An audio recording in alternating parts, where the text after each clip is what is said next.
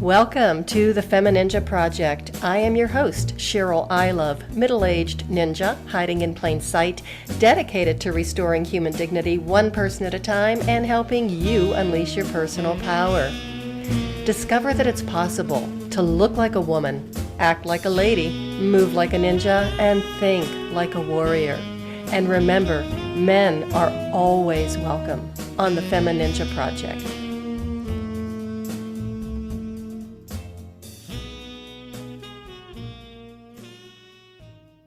Hello and welcome back to another episode of the Femininja Project, and thank you so much for being here. Today we have an amazing guest, and we're going to talk about something that's really uncomfortable for me. We're going to talk about feelings. And if you've been listening to my show, you know I don't like to admit that I have feelings, let alone talk about them. But we're going to unpack some of this today with our amazing guest. Her name is Cheryl Nifoussi. She is a licensed clinical social worker who is also certified in psychoanalysis, as well as marriage and family therapy. She is also the author of the newly released book titled Feelings Are Friends. It is a book focused on school-age kids and their caregivers, which teaches kids compassion, problem solving, and decision making. The book is written from a child's point of view and illustrated to make the information and the material really easy to understand. Cheryl is also a friend of mine, and we can go into some of that a little bit later. Welcome to the show, Cheryl. It's so nice to have you. It is really a pleasure and an honor to be here with you, Cheryl. And it's a special treat because normally we would just be meeting at the ballet studio. So that's right. And that's basically how we met, was in ballet class. Oh my gosh, about 5 years ago? Maybe so. I think that sounds right. And we actually had a really strange connection because my ballet master that I took classes from over 20 years, actually his partner that he danced with all those years ago was your first ballet teacher. Yes, she taught my daughter for 10 years while my daughter was growing up. And when I was at the young age of 55, she decided to start an adult class. And so it was like that old adage, it's never too late to have a happy childhood. I never got to take ballet as a kid. My mother wished she could. Being Russian and growing up in San Francisco, her best friend was a ballet teacher, later had her own studio. But when I was like 6 years old, my mother gave me this book on ballet, but it wasn't available where I was growing up in a small town in South Dakota. So it was like, talk about getting to do something special that I still enjoy and will enjoy as long as I can get to that studio.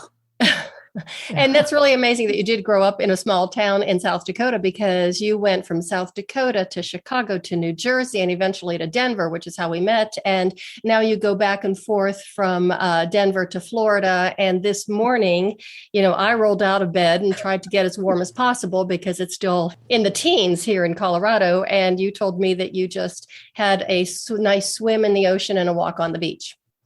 Yeah, I'm sorry, Cheryl. But one of the points I make in the book is that there's nothing wrong with envy. It's different from jealousy. Envy just means you recognize something you would like to have too.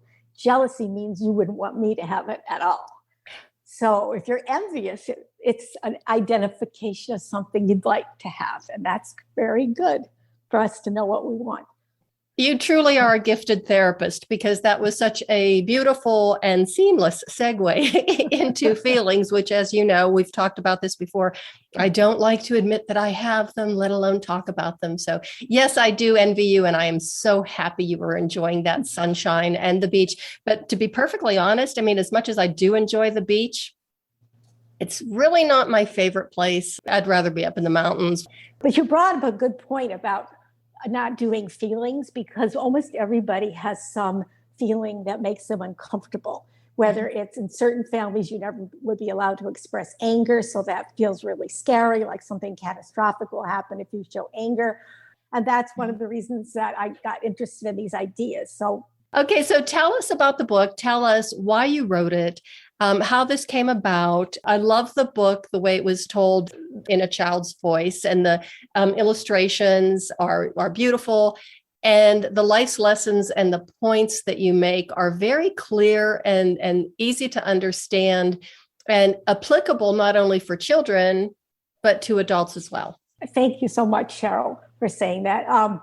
It all started back with my first counseling position in a high school when I was a young person getting ready to have a family. And I had just completed my graduate school education, was studying at the Family Institute of Chicago, working in a high school as a guidance counselor. I made a lifelong friend at that point. She was a decade or so older than me, but she was a divorced mom raising 4 daughters on her own. Oh. So being the guidance counselor, I became her confidant. It was one of those situations like when you and I met, where we just met and we clicked and we couldn't stop talking. And so when she started seeing Dr. Kenneth Isaacs for her therapy, because we were so close, I would hear how he was helping her. For example, you can imagine being a mom of 4 kids on your own. There's a lot of decisions to make, and she didn't do decisions well. So one day she went to her therapy session wearing a beautiful cashmere sweater, and the price tag was still on it. So Dr. Isaacs asked her about that. And she said, I can never make up my mind. Should I keep it? Should I return it? I end up returning more than I keep. So she was wearing it because she hadn't decided. And so he used that information about her to help her understand that she wasn't factoring her feelings into her decision-making process. And that causes ambivalence, because to make a good decision, it has to be logical, but you also have to love it. Like the clutter expert says, what brings joy to you? It has to be both the ideas, or you need to know the occasion, the amount you're willing to spend, but you have to love it. And once she learned more about her feelings, not only did he help her with decision-making, problem solving, but she also understood that there's a difference between natural feelings as a first response to something and an emotion storm, which is when your feelings and thoughts don't work well together because you're so overwhelmed, and you might be angry about somebody making you angry, or you might be fearful that you said the wrong thing. But when emotions spiral into an emotion storm, that's not a healthy feeling. So that may be partly why feelings get a bad name, because people, for example, people say, don't panic, but they don't understand that fear is necessary to protect us. So you don't want panic, but you want enough fear to prepare for things. Like people who prepare for the big snowstorms in Denver by getting their groceries, they enjoy being in front of their cozy fireplace. But people who just block it out of their mind, I don't want to panic, because they've been taught they're weak if they fear something, they don't make the preparations, and then they haven't really dealt with reality very well. Mm-hmm. So anyway, go ahead. Yeah, well, I'm just thinking about the fear, because fear is a very healthy emotion and very necessary to keep us safe. It's when we take that fear and just kind of live in that circle of fear, it just kind of spirals so far out of control that we can't get a handle on it. So I'd like for you to talk about that a little bit more, of fear turning into panic. But, fear, this, even a book that I have that I recommend to a lot of people, I absolutely love it. It's a very hard book to read in a lot of ways. And it is called The Gift of Fear. I don't know if you've ever read that. No, that sounds really good. I haven't. I'll look that up. Yes, it's like you want to be able to evaluate the degree of danger in a situation. Like if you're a novice skier, you would be really terrified to go on the double black diamonds.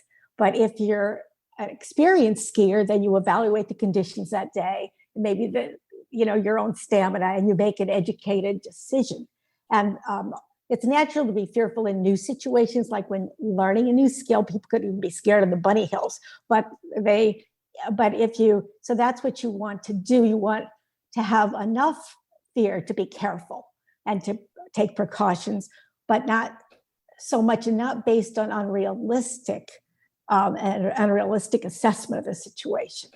Mm-hmm. Like if you have a headache, it's not necessarily a brain tumor. People. Right. Our imagination sometimes could be our worst enemy. Exactly. What you read in is sometimes, we have a reaction. Mm-hmm. All of our thoughts and feelings. Yeah. Mhm. Yeah. So tell us more about Isaac. I can't remember his last name. Sure. Well, what happened is I got so interested in what my friend was learning from Dr. Isaacs because it was so different from anything I'd learned in any of my graduate school courses. So I started to study with him, and I was like having my perfect life. Just when we had decided we would never leave the Chicago suburbs, my husband got transferred back to New York. Meanwhile, I had just established a private practice. I had a great office mate. I, had a beautiful 2-year-old daughter with fabulous childcare. I never wanted to move to New York. I'm a Midwesterner. I said, New York is a foreign country. I'm never moving there. We get there. My husband drops me off with the 2-year-old on the boxes, and he has to travel for business. I know nobody. Not only that, he worked for a very bad boss who was very competitive with my husband after he uprooted the family. This does have a happy ending, so don't worry. But he uprooted the family. We moved. He fires my husband and quits his own job. But the reason my husband wanted to be in New York is because he was in advertising, sales, marketing. It was good for him, and it all worked out. I ended up studying psychoanalysis there and having a private practice for 36 years and fabulous neighbors. But first it was culture shock. Like my neighbor, I felt like she stood too close to me. She talked too fast. I was not, but our feelings help us adapt in the culture. So meanwhile, I couldn't find anybody that held a candle to Isaacs in the whole New York metropolitan area because he was so unique. And not only was he was he a theorist and tried to understand emotion? He just passed away at 101 and a half years old. So he is an example of what it is to live a long, productive life. And he spent his whole life teaching these ideas that I wanted to capture in the book. And I made the book as a gift for his 100th birthday. And he was a really special person because he used his feelings to understand others. He had what I would call nearly perfect empathy and impeccable professional boundaries. And he had some really hard bumps in the road in his life. He lost both of his wives to rare diseases. His first wife died when his little boys were still in school. He married a woman who I later learned was a former ballerina, coincidentally. And he and his wife raised 6 children together. And then, so I corresponded with him. I corresponded with him over these years. I would see him at meetings and see him when I went to Chicago. But then for about 25 years, I only would write, and he sent me these volumes of papers he was writing. I was raising my kids. He was at his most prolific. And then serendipitously, when we moved to Denver, he lived in Denver with his son. And when he was 99 years old, we were reunited after 25 years. And I got to see him 3 times and meet with him in person after being in touch and never seeing him. So I saw him 3 times before the pandemic.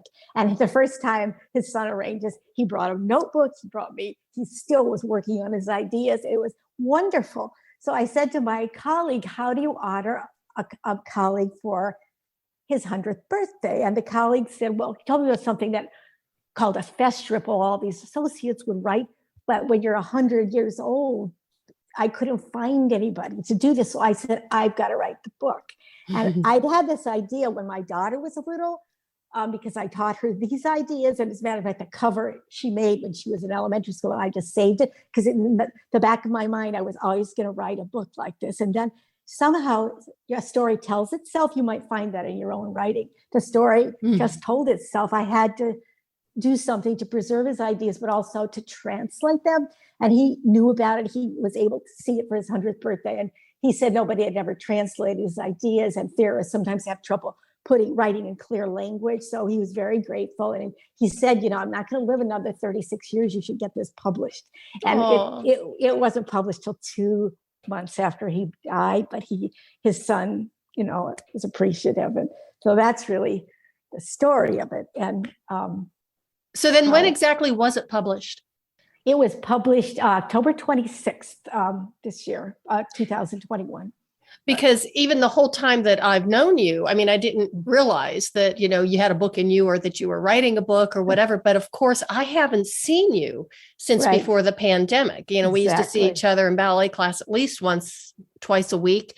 So yeah, we like completely disconnected. So I had no idea until, you just contacted me out of the blue and Yeah. told me about it. So thanks for doing Yeah. that. Oh my God. Yes, it was kind of like, I think a lot of people wrote during the pandemic, which was really a good thing to be doing. And it was, when he really hoped that his ideas could improve the lives of people and of future generations, because he thought if people understood that feelings are just information, but they're different. Like, if you had lyrics but no music, you wouldn't have a song. And so if you think of your emotion like the music, and sometimes people will listen to sad music if they want to express their feelings through music, and the lyrics are thoughts, ideas, cognition. You want the whole picture. And that even when feelings are uncomfortable or unpleasant, they're telling us something in the initial form.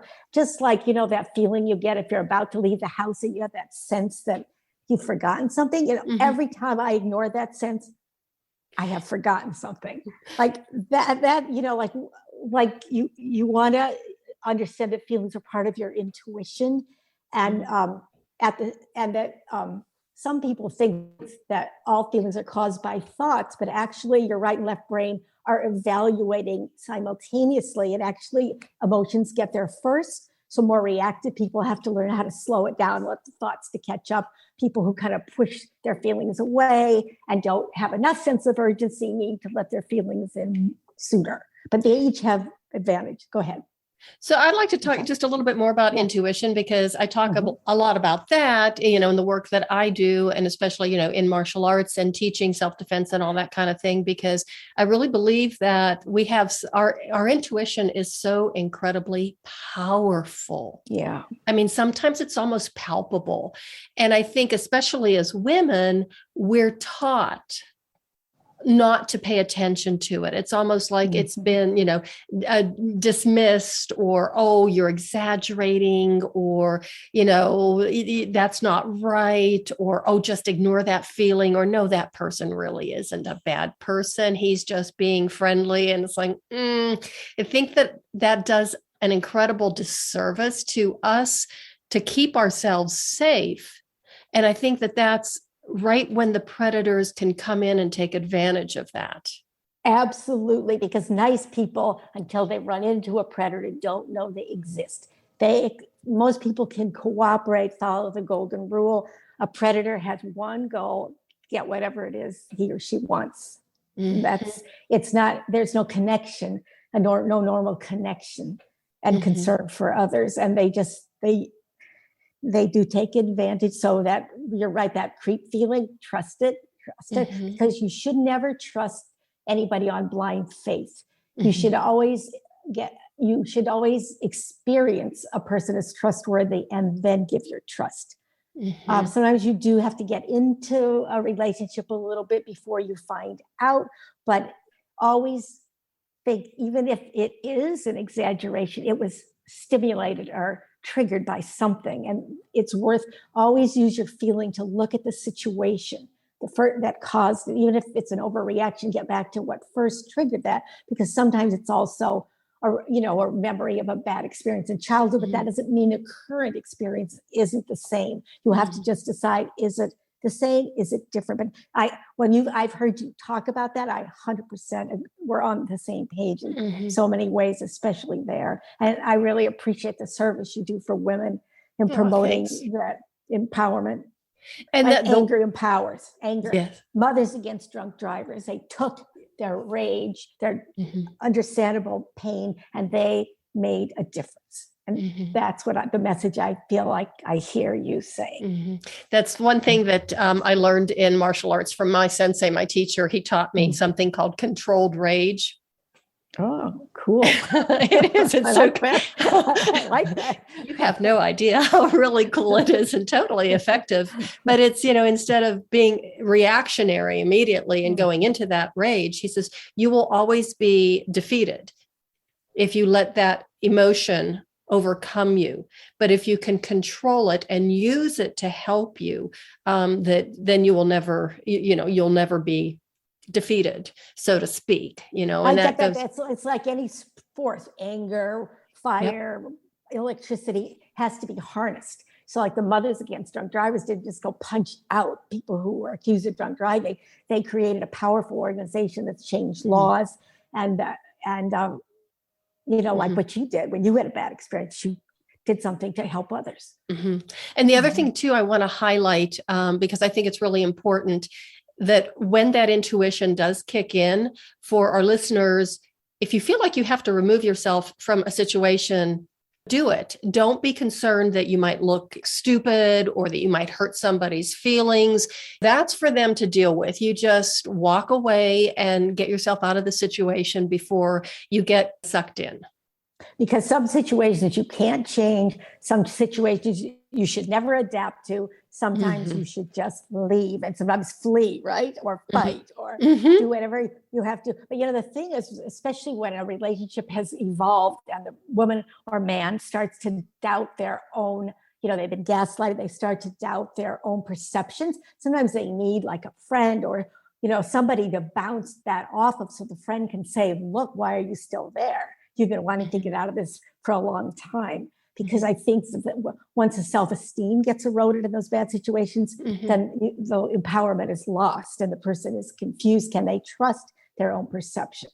Oh, that's a really good point, because a lot of people do not trust their own intuition and their own perception because things have gotten so skewed. And talking to a trusted friend, confidant, even getting professional help, having a team that can help coach you through it and see things a little bit more clearly and understand what's going on with your feelings and in your life and in that specific situation that you might be in. Yeah. I like that you hear people's stories, because that's part of my book too, that when something sad or disappointing or upsetting happens, to tell us the story about it, using your thoughts and feelings really helps get past it. Even like say, if people divorce, like that's sometimes a very good decision, but still a person feels the loss of attachment to that person or that life. And by saying, well, I needed this, but I married that, like creating the narrative about it really helps people get past it. I love stories. I love storytelling. I love listening to stories and hearing other people's stories. And I think that if we would do more storytelling and share more of our stories, I think that the world would be a much better place than it is right now. So it's just, it's that flow of communication and, okay, dare I say it, the sharing of feelings. Oh, gosh, there I go. I'll see what you've done to me. Dr. Isaacs will be very proud of you. I'm sure he's smiling down at us right now. And he's probably sitting right next to Mr. Boyette. And Mr. Boyette is saying, I taught her better than that. I love it. That's great. So I still want to talk a little bit more about your book. I've got it right here. Like I said, and it is a lovely book. Oh, yeah. And this is so funny. I just flipped open and the one page that I came to was fear.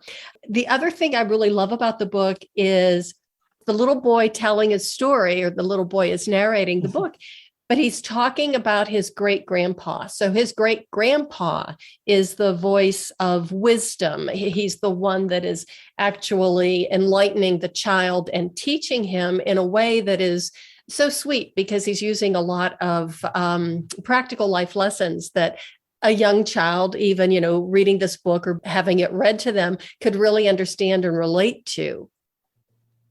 Yeah. So how did you come up with some of those scenarios, the ice cream and some of the other things that you came up with? Well, they're a compilation. They're real things that have happened to real people. And because, you can't make these things up. But they're a compilation of things. Like there was a babysitter that we have who is just so wonderful. I've known a few wonderful people. And she always knew, she babysat for 3 families. She knew what each child wanted in terms of the peanut butter sandwich, because you can't cut every peanut butter sandwich on the diagonal. It's like, but Dr. Isaacs really was that compassionate person. And when I was visiting him in Chicago, and I had also visited one of the former babysitters who had a stroke, and she was probably hearing what I said, but really not conscious, and she died right. And I was so sad. And because she had been my daughter's first babysitter, she held that baby on her lap for the first 8 months, and she was important to me. And he said, you have Mary as a part of you. Those Mm. are his words. And they're really the words, the wisdom is really a translation of things he said. They all credit to him. The experiences are the way I use them with my own children and in other situations. My daughter really did help my son get over his soccer stomach by taking him down to the basement and saying, lie on mom's couch. I was a psychoanalyst office at home, drew a picture. She really did help him. And he ended up thanking us because he loves soccer. She really, and so those are some real life stories. Elaborate a little bit more on the soccer stomach. Okay, sure. So the audience can understand know what that is. You know how that people say pit in the stomach or ice or butterflies in the stomach. So our son when we thought he really liked soccer, he was really early elementary school. We signed him up. He went kicking and screaming. He didn't want to do soccer. And then he confided in his older sister that he was scared. And so she took him down to my office and did this exercise. She had a girlfriend. And he was this is your daughter did that? His older sister? How funny. Yeah, she turned into a great daughter. One of my goals in life was to have a daughter with good self-esteem. And this is really important, because when I was growing up, you just told your kids what they did wrong, so they do what they would do right. I wanted a girl, and I knew, how kids come home from school and they flip their coats over their head. They learned it in nursery school. And I said to her, oh, your dad will be proud. She walked around saying that. And I thought, wow, I better watch every word I say. She takes it in. So I did that. Then one day we were walking to ballet and she was acting really badly. And I said to her, you're acting like a spoiled brat. She said, Mom, a spoiled brat would act much worse than this. So a job well done. She has her own opinion. And that's what I would like for women, to have your own opinion of yourself. Give yourself credit for what you've accomplished. Don't let other people's opinion of you create what you think of yourself. And when we're children growing up, we have to adapt. We need love, we need caretaking. But as we get older, if we're lucky, we get to think about it differently and realize there is, like Mr. Rogers said, there's nobody else exactly like you. Your voice counts. These things are important. But did I get off track? No, I love what you said.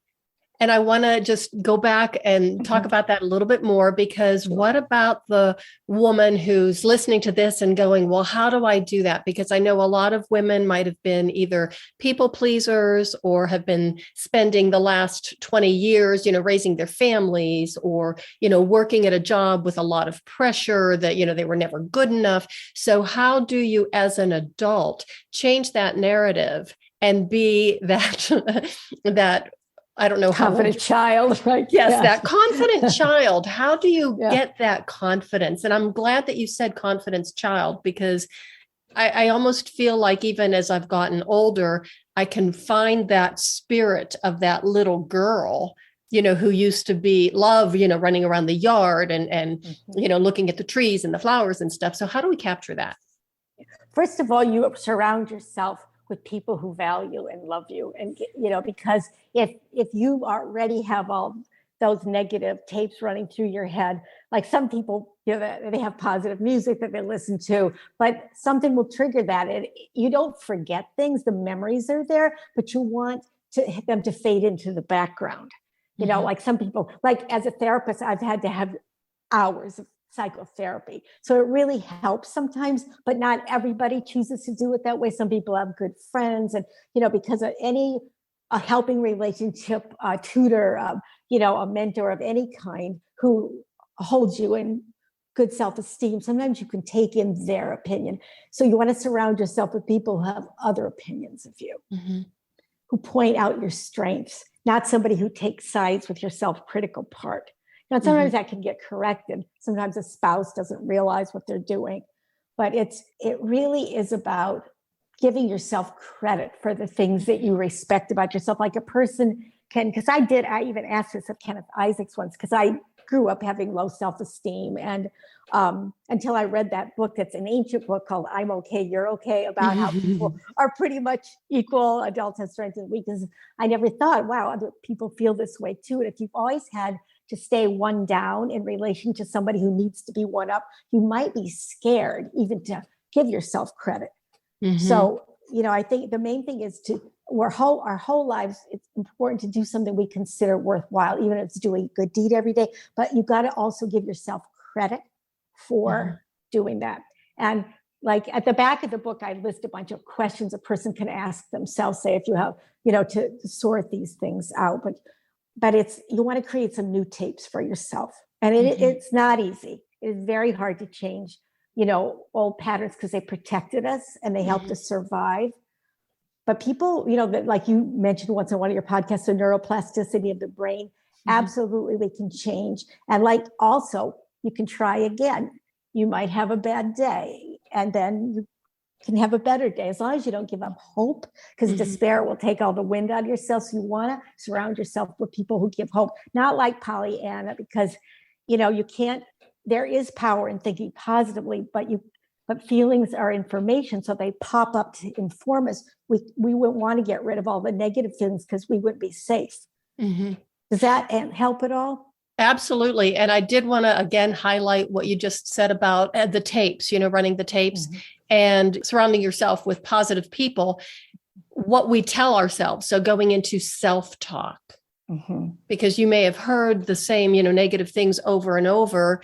And then all of a sudden you're telling yourself that same negative, message, or to catch yourself anytime you're saying something negative about yourself, even if it's just in jest, not to denigrate yourself, to be able to give yourself positive messages and build yourself up. Because again, you brought up the neuroplasticity. Our brain is always listening and always taking in that information. And eventually, you will become what you're saying because you will believe it.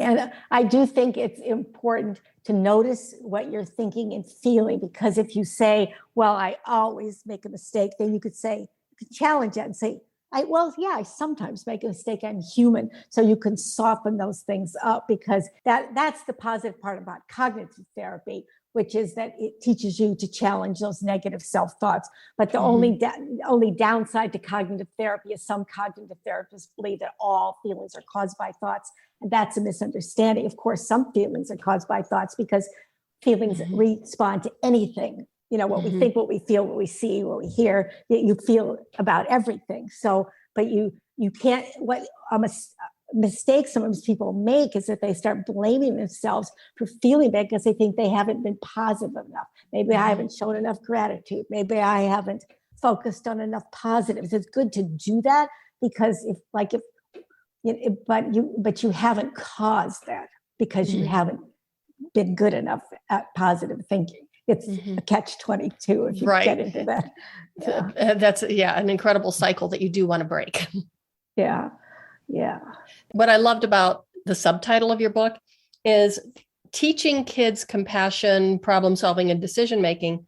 I really focused on the compassion because first of all, I was thinking, well, how do you teach a child compassion? But on the other hand, I think that, I've done a lot of pediatrics.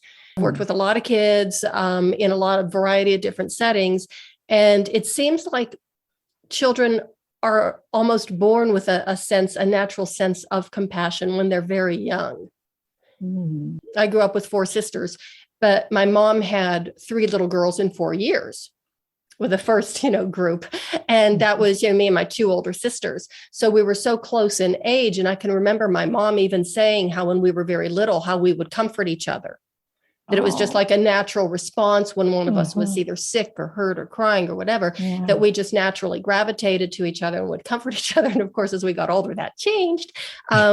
So I just would like for you to talk about that a little bit, about, the natural compassion of a child. And then maybe we grow out of that. And then how do you reteach it? Well, it's so interesting because I just had that experience because, I go out early to swim laps to get out of the way. So this week, especially lots of little kids are down here visiting their grandparents. So a grandma said to me, she's a 6-year-old boy. She said, my grandson was really worried. He saw you out there swimming alone. And he said, Grandma, that's so dangerous. She shouldn't swim alone. She should have a buddy. And I thought, that is exactly what you're talking about. But I do think that children learn compassion by being treated with compassion. And But there is also a part of us that's wired for self-preservation. And because I remember reading that, and preparing to be a parent, if the child lives with, kindness, he learns to be kind. If he learns to, condemn, if his parents teach him to condemn. Well, I was always nice to my daughter, as I told you. And then when she got to be 6, I couldn't do a thing right. She was writing love notes to her father and telling me she hated me. And oh my God. I called Dr. Isaacs. He had raised 6 children. And I said, what's going on? And he said, she's at that phase of development. They're feeling their oats a little more, and she's feeling guilty. So when she feels guilty, she acts badly. So you'll set limits on her because it feels better not to feel so guilty. So set your limits sooner rather than later. And that helped her. So children learn in the push and pull. They start out as totally dependent little babies, can't even hold their heads up. They would not survive if they didn't have good caretakers. And then they have to leave home. And that has to happen in a short period of time. So it happens in the push and the pull. So I do think, something where, mirror neurons, I think where infants sense when another child's in distress. And I think if that's encouraged in a family and valued, rather than say in a sociopathic family where they value and getting over on somebody versus, if in the family that's a value and it's encouraged, that develops. And also it's part of human development as you get older, that gets internalized. If you continue to mature, most people can get to the cooperation stage. And then some people even go beyond that and really value their relationships above power and control.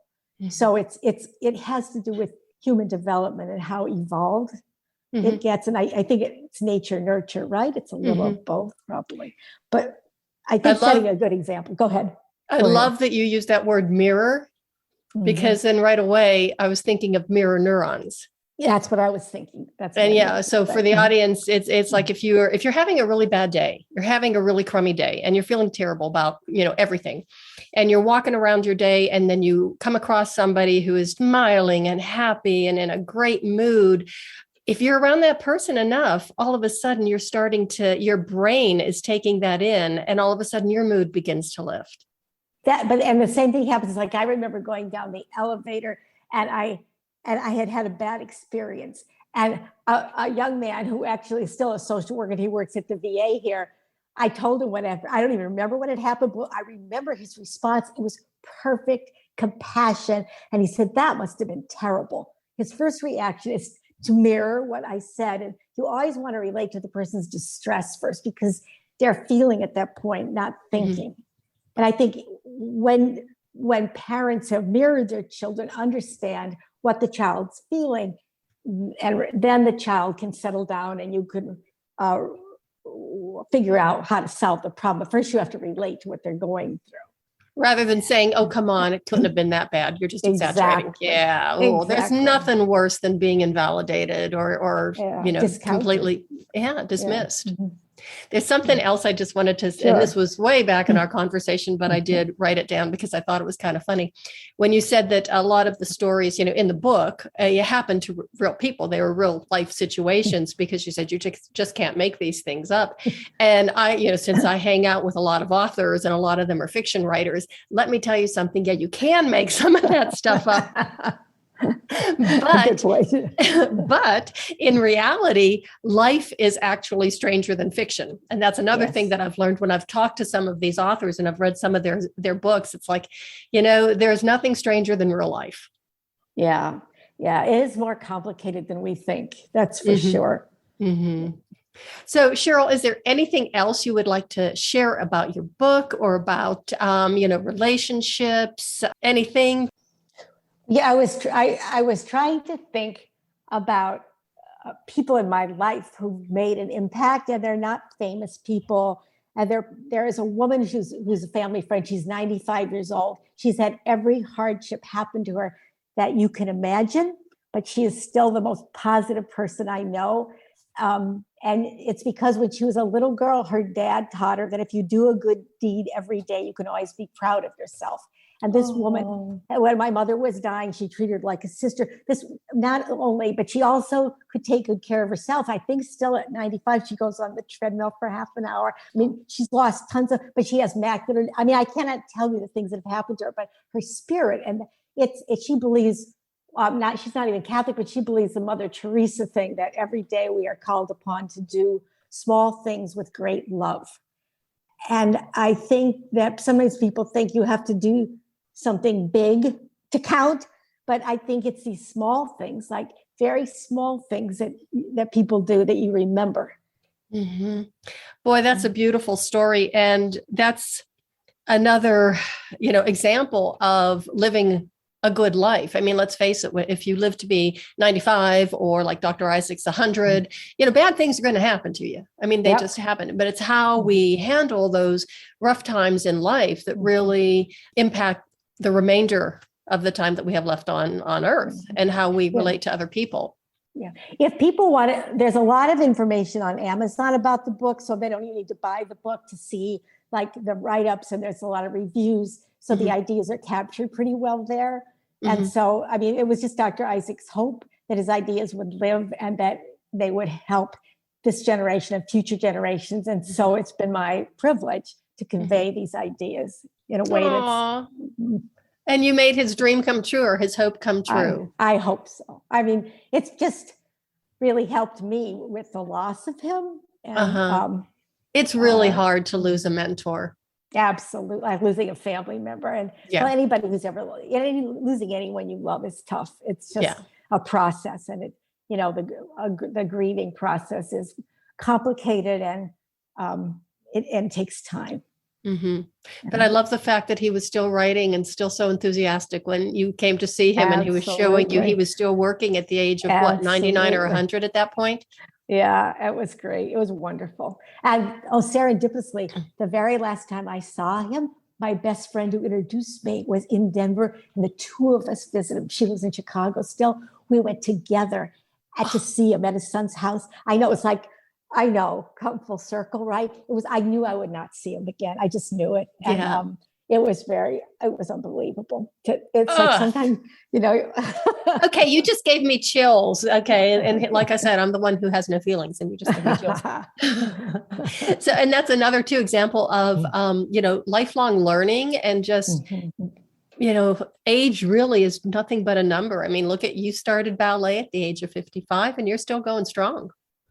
I just read something in the New York Times by a woman, I think she just read Jane Brody, Science Times editor, and her advice about aging is do what you love and keep doing it as long as you can, even if you have to modify it. And I thought, I'm doing ballet until I can't hold on to the bar anymore. Well, if you can't hold on to the bar, that would be a good time to stop. Right. You have to modify. And I'll watch ballet. That's awesome.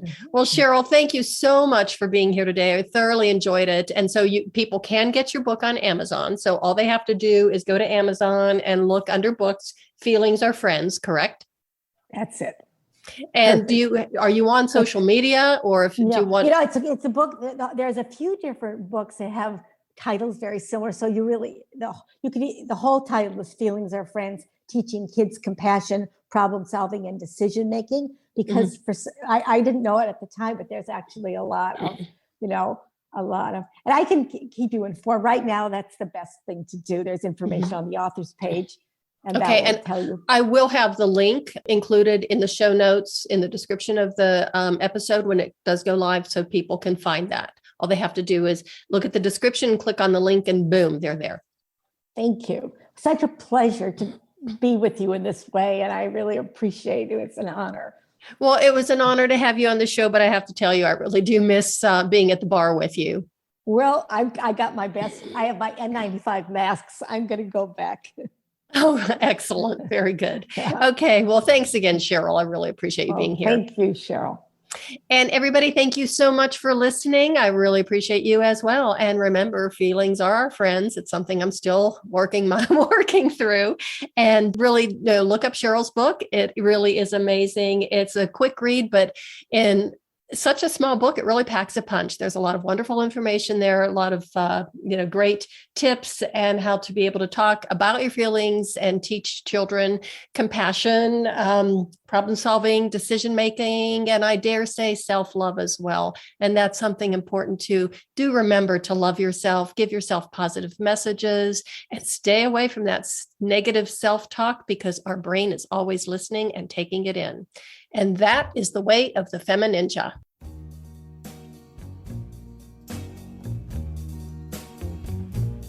And that's a wrap on another episode of the Femininja Project.